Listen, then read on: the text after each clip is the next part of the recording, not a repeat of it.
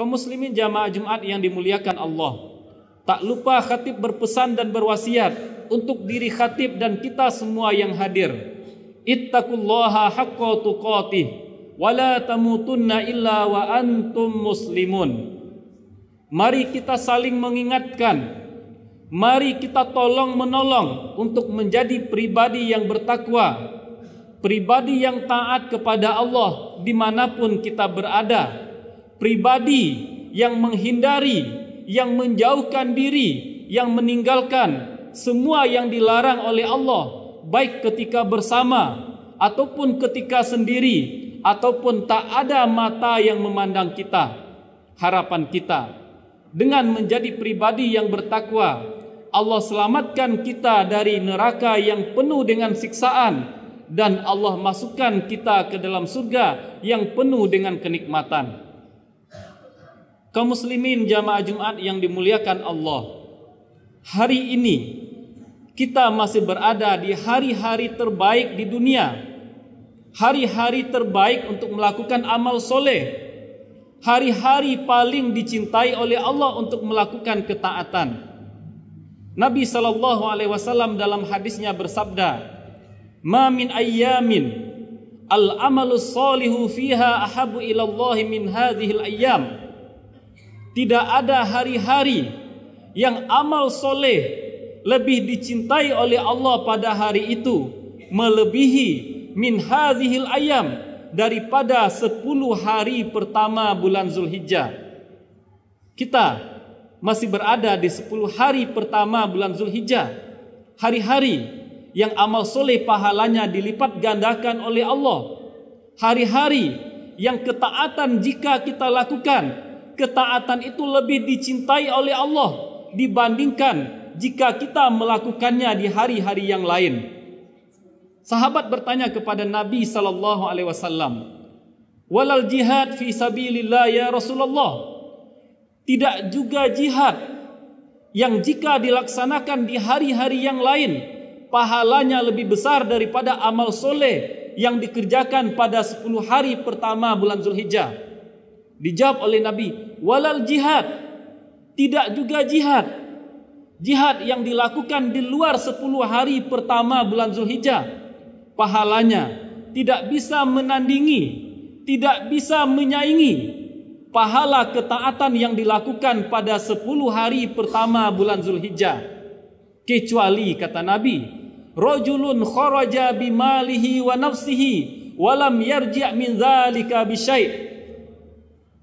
Pahala ketaatan di 10 hari pertama bulan Zulhijjah hanya bisa ditandingi, hanya bisa dikalahkan oleh seorang laki-laki yang keluar dari rumahnya untuk berjihad.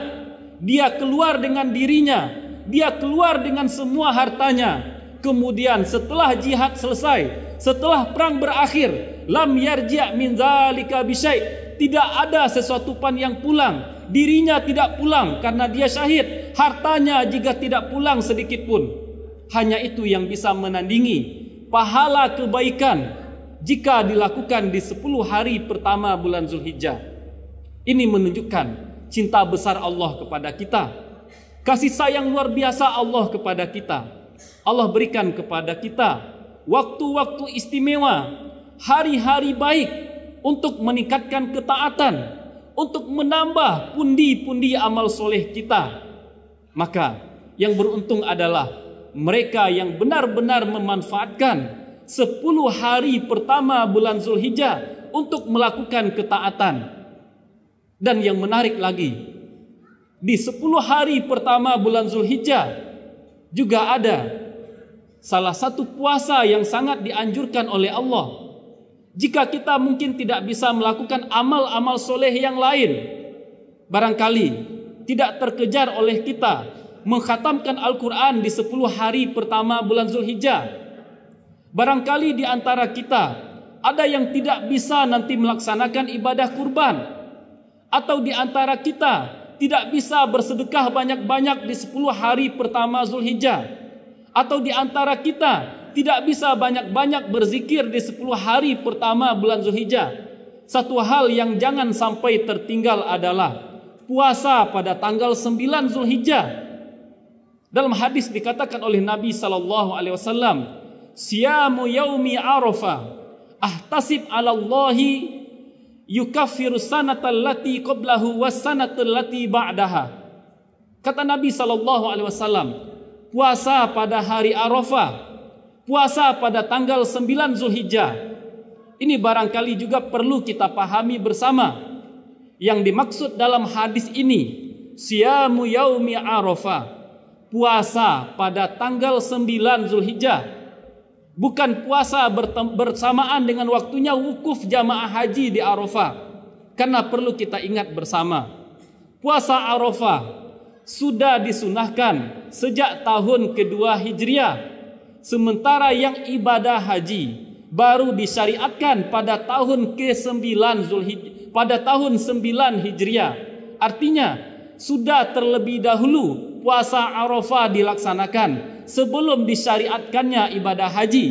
Sebelum orang wukuf di Arafah pada tanggal 9 Zulhijjah, kaum muslimin di zaman Nabi sudah melaksanakan puasa tanggal 9 Zulhijjah. Dan ketika itu tanggal 2, tanggal 3 sampai tanggal 9 atau tanggal 8 Hijriah belum ada orang wukuf di Arafah. Maka yang dimaksud dalam hadis ini adalah puasa pada tanggal 9 Zulhijjah, meskipun bisa jadi nanti berbeda antara tanggal 9 Zulhijjah di Saudi dengan tanggal 9 Zulhijjah yang ada di negara kita, maka itu masih termasuk dalam tanggal 9 Zulhijjah. Siapa yang puasa pada tanggal 9 Zulhijjah, kata Nabi sallallahu alaihi wasallam, Allah akan ampuni dosanya setahun yang lalu dan setahun yang akan datang.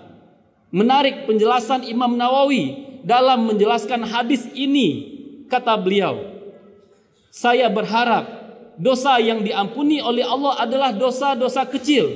Jika bukan dosa-dosa kecil yang diampuni oleh Allah, mudah-mudahan siksa dari dosa besar dikurangi oleh Allah. Juga saya berharap, kata Imam Nawawi, jika tidak demikian, jika tidak dosa kecil yang diampuni, jika tidak azab dosa besar yang diringankan, mudah-mudahan puasa pada tanggal 9 Zulhijjah bisa mengangkat derajat seorang muslim.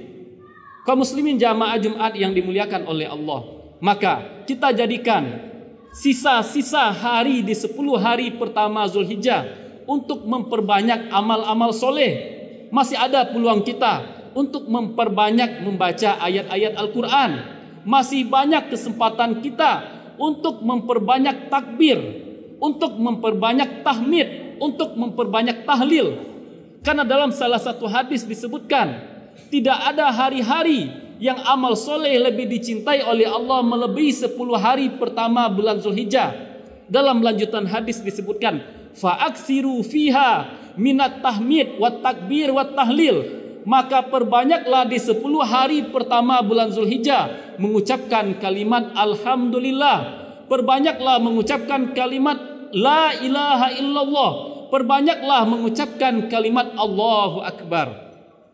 Kaum muslimin jamaah Jumat yang dimuliakan oleh Allah, ini barangkali adalah cara kita untuk menyaingi pahala yang didapatkan oleh orang-orang yang berhaji.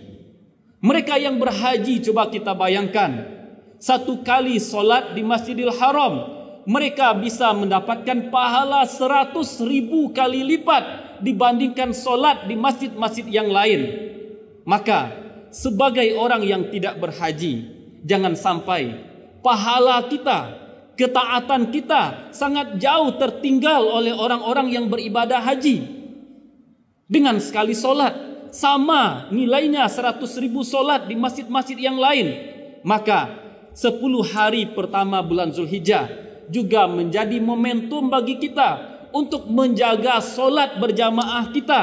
Kita berusaha hari-hari ini kita solatnya tidak hanya tepat waktu, tapi kita solat tepat waktunya di masjid.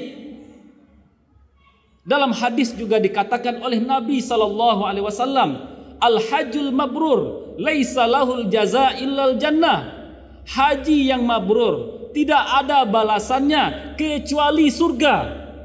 Orang yang pulang haji, jika benar hajinya, jika sah haji yang mereka laksanakan, jika mabrur haji mereka, mereka pulang ke kampung halaman mereka sudah membawa tiket untuk masuk surga, karena balasan bagi mereka adalah surga. Maka bagi kita yang berada di sini, Nabi SAW juga mengatakan, tidaklah seorang hamba pagi-pagi dia berangkat ke masjid, sore-sore dia berangkat ke masjid, melainkan a'adda lahu nazlan fil jannah, melainkan Allah persiapkan baginya sebuah rumah di surga. Ini cara kita menandingi pahala dan ketaatan orang yang melaksanakan ibadah haji. Jika mereka di sana berhaji, maka kita juga berusaha melaksanakan ibadah-ibadah yang bisa membuat kita mendekati pahala yang mereka dekatkan. Kaum muslimin jamaah Jumat yang dimuliakan oleh Allah, terkait dengan ibadah haji ini, barangkali sempat terlintas dalam pikiran sebahagian kita, kenapa ibadah haji ini bisa menjadi salah satu rukun Islam? Bunyal Islamu ala khamsin. Islam tegak di atas 5 rukun. Syahadati alla ilaha illallah wa anna Muhammadar Rasulullah. Yang pertama adalah mengucapkan 2 kalimat syahadat. Barangkali di sini kita paham, untuk menjadi seorang muslim, seseorang haruslah mengucapkan 2 kalimat syahadat. Bersaksi tiada Tuhan yang berhak disembah selain Allah. Bersaksi Nabi Muhammad adalah utusan Allah. Wa iqamis shalah. Rukun yang kedua adalah mendirikan solat. Sampai di sini kita juga masih bisa paham. Solat adalah kewajiban yang harus dilaksanakan oleh setiap muslim yang sudah baligh dan berakal, laki-laki perempuan, tua muda, pemuda atau remaja, 5 kali sehari semalam. Wa shaumi Ramadan, dan puasa Ramadan. Di sini kita juga masih paham, puasa Ramadan salah satu rukun Islam, karena dilaksanakan juga oleh setiap muslim yang baligh berakal 30 hari atau 29 hari dalam setahun. Zakat juga demikian, dilaksanakan oleh yang sudah punya kelebihan harta, dikeluarkan sekali dalam setahun. Yang menarik, yang mungkin menjadi pertanyaan kita, kenapa ibadah haji juga masuk ke dalam salah satu rukun Islam? Ibadah haji hanya diwajibkan bagi muslim yang mampu, bagi muslimah yang punya kemampuan. Yang tidak mampu berhaji, yang tidak punya biaya berhaji, hukum haji tidak wajib bagi mereka. Dan coba kita lihat juga, mana yang lebih banyak kaum muslimin yang mampu daripada yang tidak mampu? Pasti lebih banyak yang tidak mampu. Di antara kita yang hadir di sini, barangkali juga lebih banyak yang belum berhaji daripada yang sudah berhaji. Ini menarik. Umat Islam sampai kapanpun lebih banyak barangkali yang belum berhaji daripada berhaji. Haji itu juga hanya diwajibkan sekali seumur hidup. Dan kalau kita lihat, yang benar-benar ritual ibadah haji itu hanya dari tanggal 8 Zulhijjah sampai tanggal 12 atau 13. Artinya hanya paling banyak 6 hari dari umur manusia yang 60 sampai 70 tahun. Ibadahnya cuma 6 hari. Dari umur kita yang 60 atau 70 tahun. Kenapa haji ini bisa menjadi salah satu rukun Islam? Jawaban ini Allah berikan kepada kita dalam surat Al-Hajj. Di ayat 27 dan 28 Allah berfirman, wa adzin fin nasi bil haji ya'tuka rijalan wa ala kulli dhamiri ya'tina min kulli fajjin amik liyashhadu manafi'a lahum. Kata Allah kepada Nabi SAW, umumkanlah kepada manusia untuk melaksanakan ibadah haji. Niscaya mereka akan datang berbondong-bondong dengan berjalan kaki ataupun dengan berkendaraan, akan datang dari berbagai penjuru negeri. Kata Allah, liyashhadu manafi'a lahum, untuk menyaksikan manfaat-manfaat yang banyak dari mereka. Kunci kenapa ibadah haji yang hanya 6 hari, yang hanya diwajibkan sekali seumur hidup, yang hanya diwajibkan bagi muslim yang mampu menjadi rukun Islam, karena begitu banyak manfaat yang ada pada pelaksanaan ibadah haji.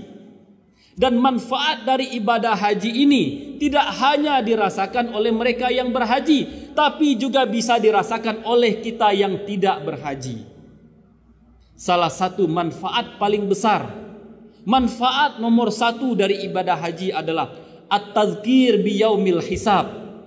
Ibadah haji mengingatkan kita semua tanpa terkecuali, yang muda, yang besar, yang kecil ataupun yang tua, yang berhaji ataupun yang tidak berhaji, akan ada yang namanya yaumul hisab, hari pembalasan. Haji mengingatkan kita semua bahwa setelah kita meninggal dunia, kita semua akan dibangkitkan oleh Allah. Kita semua akan diminta pertanggungjawaban atas semua apa yang pernah kita kerjakan, atas semua apa yang pernah kita ucapkan di dunia. Coba kita lihat, seorang ayah misalnya, ketika dia ingin berangkat haji, pasti dia akan mengumpulkan anak-anaknya, dia akan kumpulkan istrinya. Sebelum berangkat dia akan berpesan, wahai istriku, wahai anak-anakku, jika seandainya nanti ayah tidak kembali lagi, jika seandainya ayah meninggal ketika melaksanakan ibadah haji, itu baru mau akan berangkat, pasti orang akan berpesan, pasti seorang yang berangkat haji akan memperingatkan keluarganya jika seandainya dia tidak kembali lagi ke kampung halamannya, jika dia nanti meninggal ketika melaksanakan ibadah haji. Di sini saja sudah mengingatkan kita, kalau semua kita akan meninggal dunia, semua kita tidak akan ada yang hidup abadi di dunia. Kemudian kita juga melihat ketika pelaksanaan ibadah haji, baru mau akan berangkat dari kampung halaman, kita melihat orang mengiringi, orang mengantar berbondong-bondong, diantar barangkali sampai ke asrama haji atau diantar ke tempat pelepasan di kabupaten kota. Ini juga mengingatkan kita semua bahwa akan datang suatu masa orang berbondong-bondong, orang beramai-ramai mengantar kita ke kuburan kita, dan kita tidak akan kembali lagi. Berbeda dengan ibadah haji, berbeda dengan orang yang berangkat haji, kita antar mereka dengan harapan mereka bisa kembali lagi. Tapi ketika meninggal dunia, orang berbondong-bondong mengantar kita, orang beramai-ramai mengantarkan kita ke kuburan, dan kita akan tinggal selamanya di kuburan sampai nanti sangkakala ditiupkan. Lagi-lagi ibadah haji mengingatkan kita, ada hari kiamat, ada hari kematian, ada hari pembalasan. Apalagi jika kita menyaksikan pada tanggal 9 Zulhijjah, semua jamaah haji berkumpul di Arafah, datang dari berbagai negara, datang dari berbagai penjuru negeri, semuanya berkumpul di satu tempat, bermunajat, berdoa kepada Allah. Ini mengingatkan kita juga tentang yaumul mahsyar, hari semua manusia, mulai dari zaman Nabi Adam sampai umat terakhir Nabi Muhammad dikumpulkan di satu tempat. Peristiwa yang sangat dahsyat, peristiwa yang membuat ketika itu semua kita lupa dengan diri kita, lupa dengan saudara kita, lupa dengan orang tua kita. Maka ini yang menjadi rahasia haji yang sebentar itu, haji yang tidak diwajibkan bagi seluruh umat Islam, menjadi rukun Islam. Karena haji ini mengingatkan kita kepada hari kiamat, mengingatkan kita kepada hari berbangkit, mengingatkan kita akan hari pembalasan. Dalam surat Shad Allah berfirman, Innal ladzina yadilluna an sabilillahi lahum adzabun syadidun bima nasu yaumal hisab. Sesungguhnya orang-orang yang tersesat dari jalan Allah, orang-orang yang tidak tunduk dan tidak patuh kepada Allah, bagi mereka ada azab yang pedih, bima nasu yaumal hisab, dikarenakan mereka lupa akan adanya hari pembalasan. Yang membuat orang tersesat, yang membuat orang tidak taat kepada Allah, yang membuat orang membangkang dan melawan perintah Allah adalah dikarenakan mereka lupa akan hari berbangkit. Jika semua kita, jika setiap pejabat yakin akan ada hari berbangkit, mereka tidak akan zalim, mereka tidak akan mengambil hak orang. Jika setiap pelaku kriminal yakin akan ada hari pembalasan, mereka tidak akan berani melakukan kriminal. Jika setiap orang zalim yakin akan hari pembalasan, yakin kita mereka tidak akan berani mengambil hak orang sedikit pun. Maka ini makna terbesar dari ibadah haji. Meskipun kita tidak berhaji, meskipun kita hanya di kampung halaman kita, kita yakin ada hari pembalasan. Jika itu tertanam dalam diri kita, salah satu maksud dan tujuan dari pelaksanaan ibadah haji sudah bisa kita raih, sudah bisa kita capai. Akan ada hari pembalasan. Semua yang kita ucapkan, semua yang kita lakukan akan dibalasi oleh Allah. Aqulu qouli hadza astaghfirullah li wa lakum wa lisairil muslimin wal muslimat fa'tabiru ya ulil absar la'allakum turhamun.